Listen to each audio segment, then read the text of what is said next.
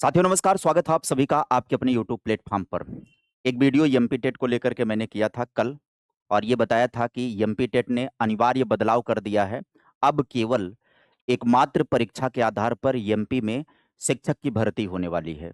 जुलाई और अगस्त में एग्जाम की तारीख तय है। एमपी टेट कब होगा? तो वर्ग सेकेंड एंड थर्ड का एग्जाम डिसाइड है जुलाई और अगस्त के भीतर। ऐसे में बहुत सारे विद्यार्थियों की इंक्वायरी आ रही है जो अदर स्टेट के विद्यार्थी हैं, एमपी से बाहर राज्य के, उत्तर प्रदेश के हैं, बिहार के हैं, योग्यता और उम्र और सिलेबस क्या होगा इसके विषय में जानकारी चाहिए। तो देखिए, योग्यता और उम्र के विषय में तो आपको क्लियरली जानकारी मिल जाएगी। सिलेबस की जानकारी मैं आपको दूंगा जो पूर्व में सिलेबस रहा है। नवीन सिलेबस के लिए आपको नोटिफिकेशन का इंतजार करना पड़ेगा। जब नोटिफिकेशन आएगा तब मैं आपको जानकारी दूंगा। माना जा रहा है कि जो सिलेबस पहले रहा वही सिलेबस रहेगा, तो एक बार सिलेबस का डिस्कस कर लेता हूं। जो सिलेबस संभावित हो सकता है उसके विषय में जानकारी दे देता हूं, लेकिन फिर भी बात करूंगा कि डिटेल सिलेबस नोटिफिकेशन के बाद आएगा, तब जानकारी विशेष तौर पर मिलेगी। और इस वीडियो को पूरा देखिएगा, सिलेबस का एक आउटपुट आपको मिल जाएगा और आपको पढ़ाई लिखाई करना होगा तो आप कैसे पढ़ाई करोगे उसकी भी जानकारी कन्फर्म मिल जाएगी आप सभी को। तो वीडियो को मैं प्रारंभ करूंगा। आपसे अपील करूंगा कि चैनल पर पहली बार होंगे तो आप चैनल को सब्सक्राइब कर दीजिएगा, वीडियो को लाइक कर दीजिएगा। इस सेशन में वर्ग 2 और 3 के विषय में A to Z जानकारी आप सभी को उपलब्ध कराने में चल रहा हूं। पहले बात कर लेते हैं हम सभी लोग एमपीटीईटी यानी एमपी टेट वर्ग सेकंड और थर्ड को लेकर के योग्यता, आयु सीमा, एग्जाम पैटर्न क्या होगा, सिलेबस क्या होगा, इसकी संपूर्ण जानकारी आप सभी को इस वीडियो के भीतर उपलब्ध होने वाली है। सबसे पहले बात कर लेते हैं वर्ग 3। वर्ग 3 जो है प्राथमिक शिक्षक का संबंध होता है 1 से 5 के लिए। वर्ग 3 शब्द जहां पर आए तो इसका मतलब ये समझिए प्राथमिक शिक्षक के लिए होगा। सबसे पहले यहां पर योग्यता की चर्चा कर लेते हैं कि प्राथमिक शिक्षक के लिए योग्यता क्या होगी। तो 12वीं न्यूनतम योग्यता 12वीं होती है, 50% अंकों के साथ होता उत्तीर्ण होना चाहिए। साथ में प्रारंभिक शिक्षा में 2 वर्षीय डिप्लोमा होना चाहिए यानी डीएलएड होना चाहिए, या 4 वर्षीय बीएलएड किया हुआ हो, यह न्यूनतम है। सुप्रीम कोर्ट के निर्देश के अनुसार बीएड वाले अभ्यर्थी वर्ग 3 के लिए पात्र नहीं होंगे क्योंकि प्राइमरी से बीएड बाहर हो गया है। ध्यान दीजिएगा, ये न्यूनतम योग्यता है। अगर आपको डाउट होगा कि सर हम ग्रेजुएट हैं, तो ग्रेजुएट हैं तो आपका इंटरमीडिएट का ये 50% वाला समीकरण हट जाएगा।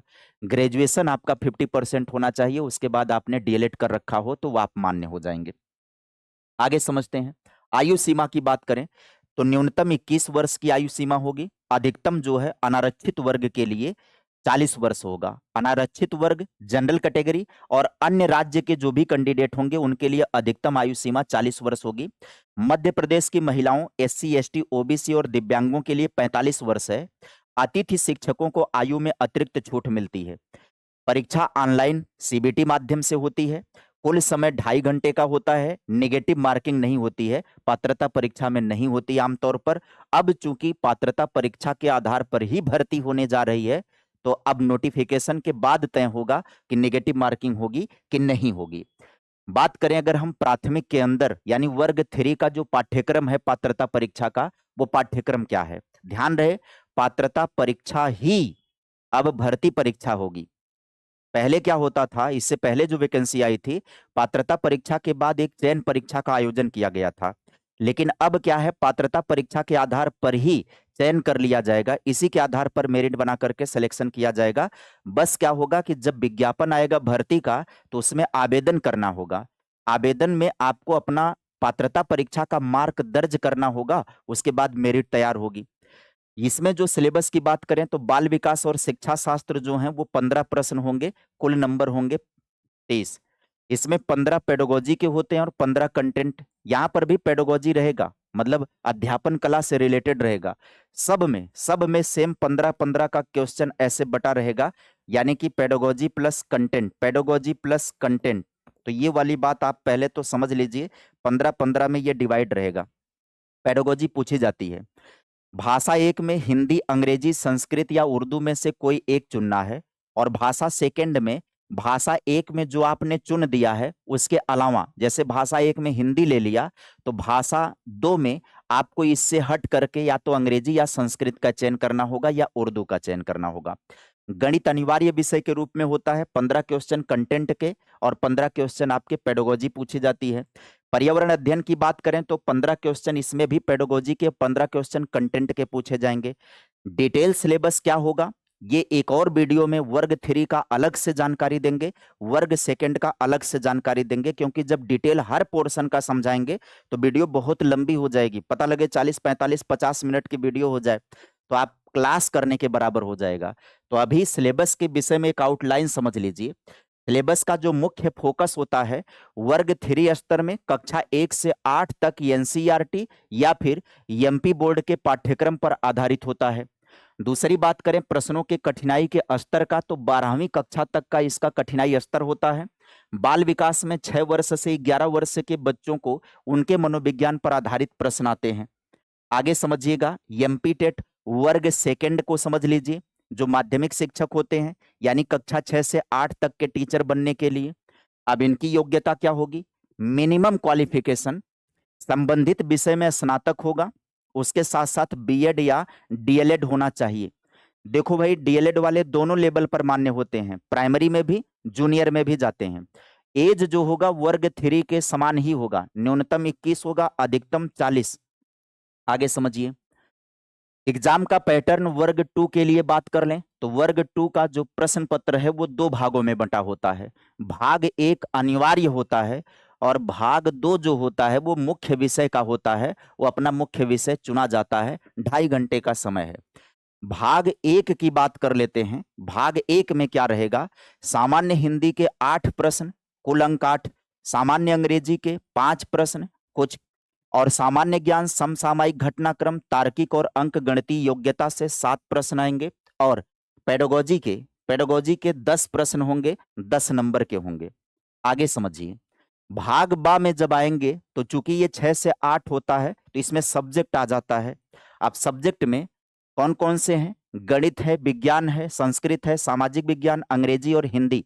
जो एमपी बोर्ड के अंदर कक्षा 6 से 8 तक विषय पढ़ाए जाते हैं, हर विषय के अलग अलग अध्यापक होते हैं। यहाँ पर इतने विषय हैं। अब इन विषयों में आपका ग्रेजुएशन होना चाहिए, ग्रेजुएशन में ये विषय होने चाहिए आपके। तो ग्रेजुएशन में ये विषय हो, आप बीएड हो, और इसके अलावा आप क्या किए हुए हो, आप बीएड के साथ साथ बीएड किए हो, उसके साथ साथ आपको ये पेपर में आपको अप्लाई करना है। तो 120 प्रश्न होंगे, कोई एक विषय आपको इसमें से चुनना होगा। जैसे हिंदी का टीचर बनना है तो हिंदी सेलेक्ट करना है, अंग्रेजी का टीचर बनना है तो अंग्रेजी सेलेक्ट करना है, संस्कृत का बनना है संस्कृत, जो भी विषय हैं उन्हीं से, और इन्हीं से रिलेटेड जो है 120 सवाल पूछे जाएंगे। इस तरीके से कुल प्रश्न कितने हो जाएंगे? 150, 120 इसके और 30 प्रश्न इसके, यहाँ वाले जो आएंगे इनको मिला करके आप सभी के कुल 150 हो जा रहे हैं। अब आगे देखिएगा सिलेबस का मुख्य फोकस जूनियर में किस पर होगा? इसमें सामान्य समझ, बेसिक, अंग्रेजी, हिंदी, ग्रामर, टीचिंग एप्टीट्यूड यानी पेडागोजी के प्रश्न होते हैं भाग 1 में। भाग दूसरे में बात करें, आपके द्वारा चुने गए विषय के प्रश्न पूछे जाएंगे। प्रश्न कक्षा 6 से 8 तक के पाठ्यक्रम पर आधारित होंगे, लेकिन उसका कठिनाई स्तर आपका ग्रेजुएशन का लेवल होगा। आपका जो डिफिकल्टी लेवल होगा वो ग्रेजुएशन लेवल का डिफिकल्टी कठिनाई का स्तर होगा। पासिंग मार्क की बात करें तो दोनों वर्गों के लिए बात करें 60% होगा, अनारक्षित वर्ग के लिए कितना? 60% होगा। 150 में से कितना प्राप्त करना है? 90। किन विद्यार्थियों के लिए? जनरल कैटेगरी के और अदर स्टेट के जो लोग होंगे, अन्य राज्य के जो विद्यार्थी होंगे, 60% लेना होगा। 150 में से 90 मिनिमम क्वालिफिकेशन है ये, क्योंकि इस बार इसी परीक्षा के आधार पर भर्ती होने जा रही है, तो मिनिमम क्वालिफिकेशन का कोई मतलब ही नहीं निकलेगा। आपको ज्यादा से ज्यादा नंबर लेना होगा, तब जाकर के आपका सिलेक्शन हो पाएगा। तो ये जो 50% है और ये जो 60% का क्राइटेरिया है, ये कहने के लिए अब रह जाएगा, क्योंकि इससे आपको भर्ती में फायदा तो नहीं होने वाला है। हाँ, पात्रता परीक्षा आप क्वालिफाई हो जाएंगे, पात्रता आपके पास रहेगी।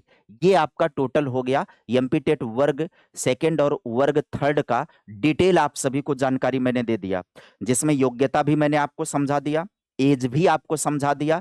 इसके अलावा आपका सिलेबस क्या होगा, प्राइमरी का तो देखो फिक्स है, उसमें कोई बदलाव नहीं होने वाला है। जूनियर में भी जहां तक संभावना है कि किसी भी प्रकार का बदलाव नहीं होगा, यही सेम पैटर्न फॉलो किया जाएगा। तो आप अपनी तैयारी पर लग जाइए। आपको क्या पढ़ना है? एमपी टेट कि किताबें पढ़िए उस लेवल की, या फिर एनसीईआरटी की किताबें पढ़िए। अभी के लिए तैयारी आपकी ये होनी चाहिए।